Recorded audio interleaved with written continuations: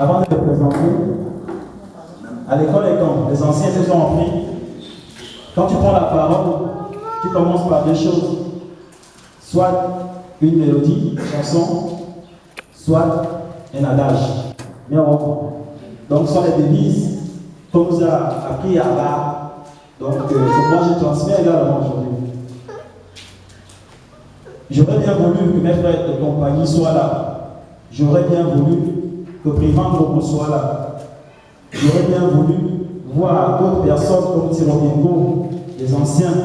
J'aurais bien voulu qu'ils soient là.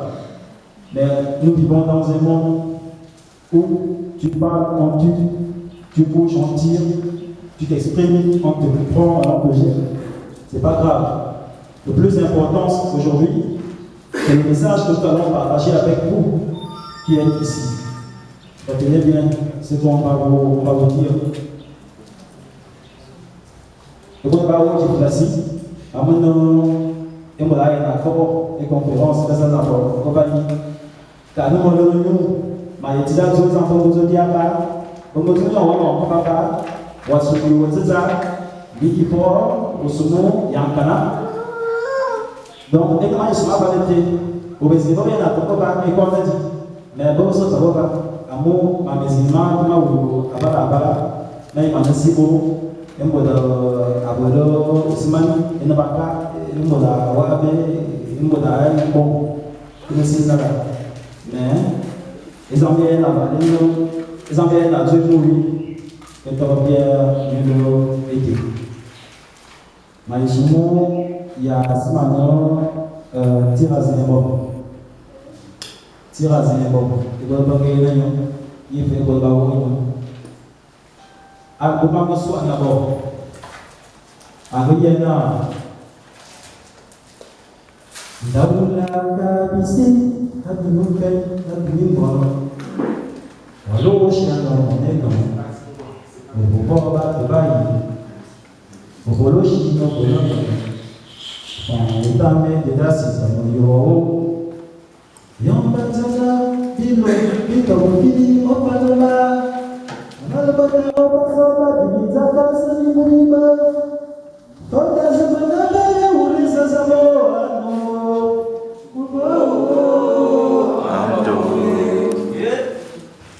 Akibat.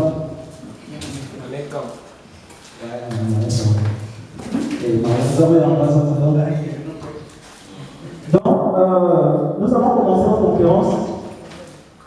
La conférence a pour thématique, excusez-moi, le chemin de la connaissance de la généalogie chez les Écans, le cas des Essandotes et des Essaoutans du peuple Écan.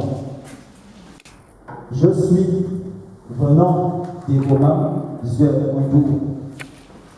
je suis Essaoutan de mon sang habitable. Je suis neveu chez les Essandotes à Étatienne, toujours habitable. En quelque sorte, je suis du state et je suis 100% du state. À le state.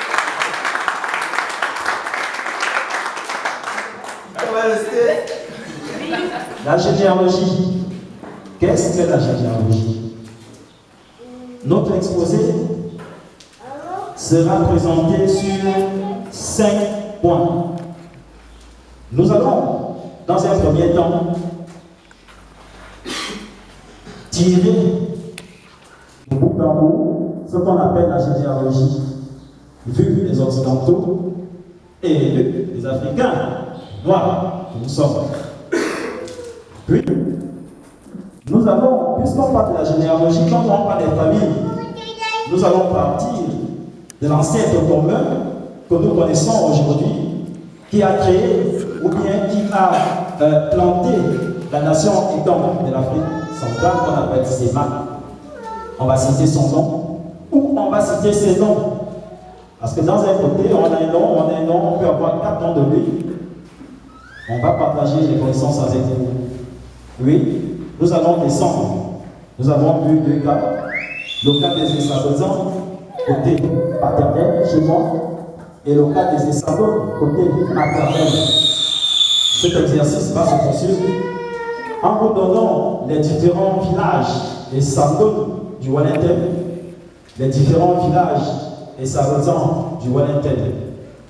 À l'issue de cela, nous allons conclure. Et nous allons montrer des historiographies que chacun de vous pourra se servir pour notamment remonter son arbre généalogique. C'est un exercice que nous allons faire et je serai content que beaucoup d'entre vous trouvent plus ou moins leurs frères et sœurs dans cette salle. Donc nous allons commencer.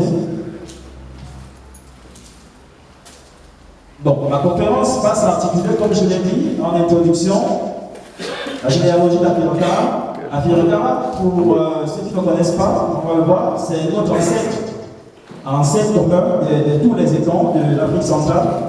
Il porte des noms, nous allons voir des noms, mais retenez Afirokara, c'est très important. Nous allons voir sa généalogie, nous allons voir son ascendance, les gens qui sont nés avant lui. Nous allons voir sa descendance, les enfants que lui-même il a mis au monde. Après Afirokara, nous verrons la généalogie des descendants chez les oncles. La même chose, l'ascendance, le père fondateur, l'ascendance et la descendance. On pourra éventuellement arriver aux familles, parce que je vois beaucoup de jeunes dans la salle. Ce sera mieux que chaque enfant sache plus ou moins d'où il sort, parce que les descendants c'est vaste. Puis, nous arriverons à Essabezan, c'est chez moi.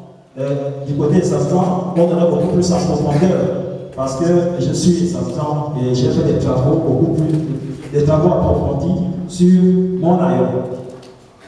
Et après, nous allons conclure. Je rappelle que la généalogie enfant se dit Ndamayo. Ok? Comme je le disais, aujourd'hui, beaucoup des gens se demandent qui ils sont, d'où ils viennent et où ils vont. La rencontre de ce jour se veut un cercle d'échange qui apportera une solution à ces gens assoiffés de connaître leur identité culturelle à travers la généalogie.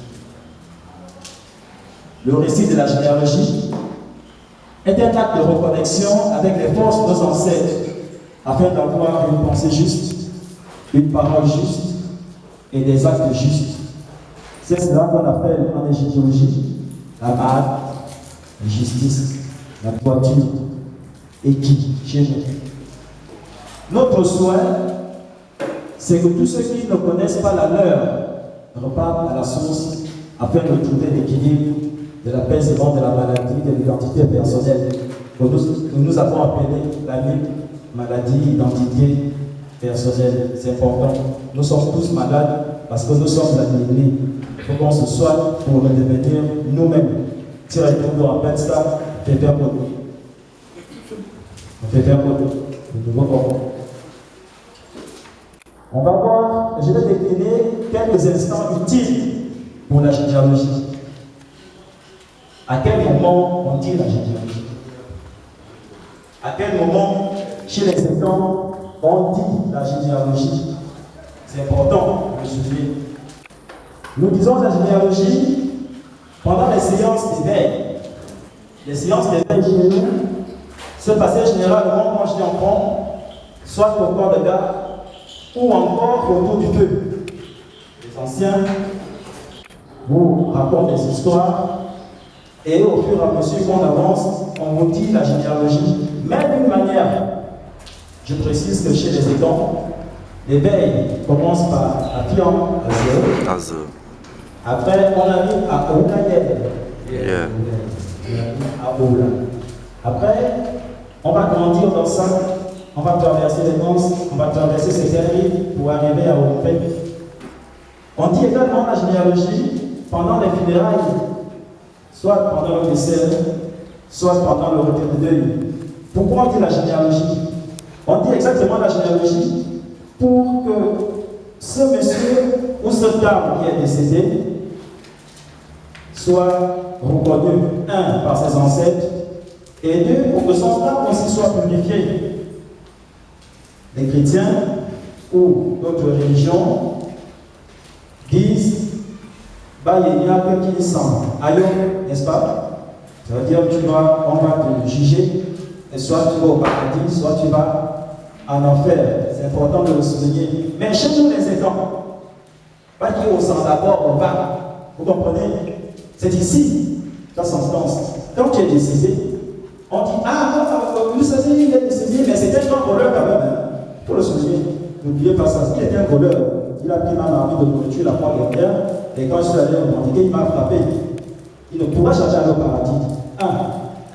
Après, il y a quelqu'un qui va dire dans l'assemblée, ah non, mais vous savez, c'est vrai qu'il était un voleur, mais quand même, il était des papas, des mamans, patati patata. En fait, ils sont en train de dire, ou bien ils sont en train de tracer son chemin cosmologique. C'est important de le souligner. Voilà, quand te dis déjà ce que tu étais avant qu'on t'enterre. Vous voyez? Voilà, après les ancêtres vont continuer leur travail. Donc pendant les funérailles, on dit la généalogie pendant les litiges ou les conflits. Pendant les litiges ou les conflits, deux villages séparés, ou bien il y a des accrochages entre les enfants à l'école. On comprend qu'au collège, les anciens, quand ils se retrouvent, chacun va d'abord s'exprimer. On saura qui est qui. C'est important. Qui est qui? C'est-à-dire, quand tu vas faire ta généalogie, peut-être même que c'est ton fils que tu as frappé, peut-être même que c'est ton frère que tu as frappé sans pourtant le savoir. C'est pour cela qu'il était nécessaire de dire la généalogie. On dit la généalogie pendant les rencontres culturelles. Cela permet de renouer, n'est-ce pas, avec les familles éloignées. On a vu le cas en 1947 à Midi, pendant le congrès panhélénique ou le congrès Paouin. Moi, j'aime pas ce mot, ça m'énerve. Moi, je prononce Paouin, je suis fâché. Donc, je préfère qu'on dise le congrès Fankou, le congrès Écan. Ça sonne un peu plus ou moins bien. Quand il y a eu cette assemblée, beaucoup des anciens se sont retrouvés, qui s'étaient perdus de vue pratiquement il y a 50, 100 ans. Je prends un exemple tout bête. Lorsque l'assemblée, comme nous sommes là, un des abbés de Biréville, c'est habitable, se lève dans la salle, il assiste aux échanges, il fait sa généalogie, il dit je suis les abbés, je suis du nouveau Béziers, par exemple. Après, dans l'assemblée, il y a une délégation qui vient de l'Estuaire. Il y a une délégation qui vient de l'Estuaire. Lorsque le notaire ou bien le chef de terre de l'Estuaire fait sa généalogie, quand il fait sa généalogie, il arrive à Essibert, parce que c'est un Essisiste. Essibert, ils sont tous des Béziers. Donc ils sont même ancêtres. Donc en fait, ils sont des frères. Vous comprenez? C'est important de le souligner. Très important. Ensuite, on cite sa généalogie également pendant les rites initiatiques. Et là, c'était un acte nécessaire pour atteindre à la connaissance ésotérique. Vous savez, le monde où nous sommes ou le monde où nous vivons n'est pas forcément comme on le voit, n'est pas forcément comme on l'entend, n'est pas forcément ce qui se décide sous nos yeux. Le monde est classifié. Il y a des gens qui, pour eux, le monde ne représente rien du tout. Ils font ce qu'ils veulent, ils s'en foutent de ce qui peut pouvoir arriver. Ces gens, je ne sais pas comment les appeler, mais chez nous, les écoles, on dit bonheur des étudiants. Après, il arrive encore une classe un peu supérieure, qu'on appelle les écouteurs. Eux, ils sont intermédiaires. Pourquoi on dit classe supérieure à ces étudiants? Ils écoutent les étudiants, après ils tirent le profit des étudiants. Parce que même s'il est il a quand même des choses à dire. Nous sommes les Noirs, nous sommes les Africains, nous vivons avec le bien et le mal. Celui qui est mauvais chez toi n'est pas forcément mauvais chez moi. On fait avec eux, on vit avec eux. Donc cette classe est là justement pour faire ce travail de récolte d'informations et la transmettre à la classe supérieure, que nous appelons souvent des mathématiciens ou bien des connaisseurs ou encore des prêtres traditionnels. On les appelle enfants Boyomam. Boyomam, il représente pour nous les oreilles de nos ancêtres ici sur terre. Il représente pour nous les yeux de nos ancêtres. Il représente également pour nous la bouche de nos ancêtres. Il sert d'intermédiaire entre nous, les vivants, et les gens de l'au-delà. Donc, ce sont Boyomam. C'est de Boyomam, paroles des oreilles, les paroles que toi tu ne peux pas entendre. Lui, il entend ça. Ce que toi tu ne peux pas voir, lui, il voit ça. Et il te dit exactement le message qui est partagé. Et quel sera alors, voilà, on peut continuer la liste d'éléments au moment où on avait besoin de dire la généalogie. La liste, elle est longue, on peut continuer.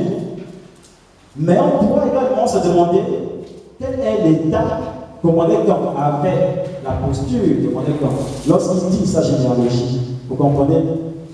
Monégan dit la généalogie de plusieurs façons.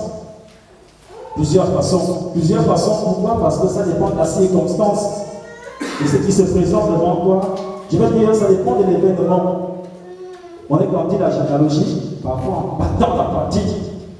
Chaque fois qu'il frappe la poitrine, il crée une vibration intérieure. Cette vibration intérieure anime les esprits qui habitent en lui. Et ça crée, ça attise ou bien ça anime le cordon ombilical ancestral. Donc les esprits se réveillent, ils se connectent à lui pour venir en aide. C'est important. Vous savez, quand vous frappez, vous faites la vibration et ça crée l'énergie. Si vous voulez essayer, tapez un peu sur votre l'œil, sur la bouche, vous voyez que ça va faire mal et ça va créer de l'énergie. L'ancien qui habite en toi, lui va recevoir le message que toi tu ne reçois pas, il va se connecter en toi pour t'écouter. Donc il y a cela. Après, il y a aussi beaucoup plus cherché pour la généalogie se dit également se serrant les mains. On se serre les mains, par exemple, à une séance de mariage. On se serre les mains fort. Vous voyez? Se serre la main et on dit la généalogie, je fixe-toi dans les yeux et je dis ma généalogie. Toujours en mouvement, il faut le mouvement. Il faut le mouvement parce que pour que la chose soit créée. Ce qu'on veut que ça se crée ici en ce moment, c'est la chaleur, la vibration, il faut que ça vibre pour que les ancêtres se réveillent. C'est pour cela, à chaque fois que vous allez dans nos rituels, il y a toujours des tapages aujourd'hui, il y a toujours le bruit, il y a toujours quelque chose qui crée la chaleur, notamment le feu. On dit également la généalogie en se concentrant, tu es face à quelque chose, tu es dépassé de quelque chose, ou tu vas passer un examen, ou tu vas faire quelque chose qui est très important et tu as besoin d'un travail solo. Tu te poses, tu arrêtes la radio, tu arrêtes Facebook, tu arrêtes WhatsApp, tu te déconnectes du monde, tu te concentres et tu dis la généalogie. N'oubliez pas, je vous ai dit qu'après chaque séance, quand tu es seul, soit tu finis par une petite chanson, c'est important, soit tu finis par un adage. Donc, voilà un peu ce que nous pouvons retenir ici. C'est que Egan doit savoir qu'il vit en permanence avec les siens, qu'ils soient de ce monde ou de l'autre. N'est-ce pas? Vous savez, chez nous, comprenez? Nous sommes ici en mission. Chacun de nous a une mission. Avant toi, tu existais. Il faut le savoir, il faut le noter également. Avant toi, tu existais. Mais tu n'existais pas dans ce monde. Tu existais dans le monde des Yo. Tu existais dans le monde des Yo. Après, il y a une graine qui a été plantée dans le ventre de ta maman. En ce moment, tu es né, tu es venu ici à Ébon. Tu n'es plus chez Eyo. Tu es maintenant à Ébon. Ébon est là. Donc tu viens en balade. Ébon en balade. Dès qu'on termine ici, après, voyez que ici, que nous appelons ici l'autre côté. Un autre monde. Donc tu vas retrouver certaines personnes là-bas, certaines de tes connaissances, peut-être même du lycée, peut-être qu'ils sont là-bas, ils s'attendent. Donc les gens entretiennent des relations étroites avec le cosmos. Après cela, nous allons rentrer au grand 2, la généalogie d'Apirokara. Apirokara, comme je l'ai dit, c'est un personnage, je pourrais dire, soit type, soit baptiste. De toute façon, Apirokara n'est pas seulement Apirokara comme on l'entend. Moi, je dis Apirokara parce que je suis tout le monde, vous comprenez? Et je l'appelle Apirokara. Quand vous allez chez nos frères au Cameroun, les petits ou les Éthiopiens, il appelle Nanga. Vous comprenez? Il appelle Nanga. Et il appelle Nanga. Quand vous remontez encore un peu plus loin, d'un niveau, eux l'appellent Ekanga, par exemple. D'autres l'appellent également Ekanrabia. Ekanrabia, c'est toujours le même personnage. Bon. Mais il y a une particularité dans tout. Ça veut dire que moi, dans tout le monde du Gabon, quand je vais en Guinée équatoriale chez les Oka, il suffit que je leur dise que je suis un Ekang. Eux aussi se reconnaissent dans Ekang. Donc du coup, on pense et on croit que le nom Ekang, la Apirokara, convient bien. Et pour cela, il va falloir que nous tous nous appelons Bobekang. Vous comprenez? C'est important. L'ascendance d'Apirokara. Apirokara, comme vous le voyez sur le tableau, il est en bas. Ça veut dire qu'avant lui, il y a eu des gens. Avant lui, il y a peut-être eu des lieux. Avant lui, il y a peut-être eu des villages, je ne sais pas quoi. Mais on va comprendre le tableau, on va comprendre, c'est important aussi de le signaler, on va comprendre. Est-ce que c'est des gens? Est-ce que ce sont des lieux? On va comprendre ça plus bas. Ce qu'on retient, c'est que Apirokara est fils de Kobata. Kobata, fils de Tama. Karakoba. Karakoba est fils de Kobata. Kobata, fils de Tama. Tama, fils de Mangor. Ngor, fils de Gozan. Gozan, fils de Zan Amara. Ah, c'est l'ascendance. Je vous dis, on ne sait pas jusque-là si c'est des personnages, des pères ou bien des lieux. Mais c'est important de tracer. Considérons que c'est des personnes, parce que nous, les travaux qu'on a fait, on a d'abord reçu que c'est des personnes. Et on reçoit que c'est des personnes. C'est important. Nous, le les gens qui sont souffrent, il y a le livre qu'on appelle le on peut vous donner les liens tout à l'heure pour la voir. C'est écrit en français, il y a également la version francisée, c'est important de le signaler. Donc, nous, on va faire l'état de Mekoutou pour lui. Ce sont des personnages. C'est des pères fondateurs de l'Apirokara. On le retient, c'est important. Après, la descendance d'Apirokara, on retrouve aucune affaire. On retrouve Petit, on retrouve Fan, Oka, Ndele Movo, Boulou, Guy et Ontumu. Nous mettons Ontumu en rouge. Parce que notre thématique est Essangom et Sabatan. Vous comprenez? N'oubliez pas la thématique. Essangom et Sabatan. Donc, on tourne en rouge parce que les deux sont Ontumu. On va travailler sur Ontumu. Après, pour comprendre le tableau que je venais de faire si haut, on va aller voir ce que les égyptologues disent. Ici, j'ai une référence de Théophile Obenga. Égypte, la Grèce et l'école Alexandrie, Paris, Capéra, la Madame 2006.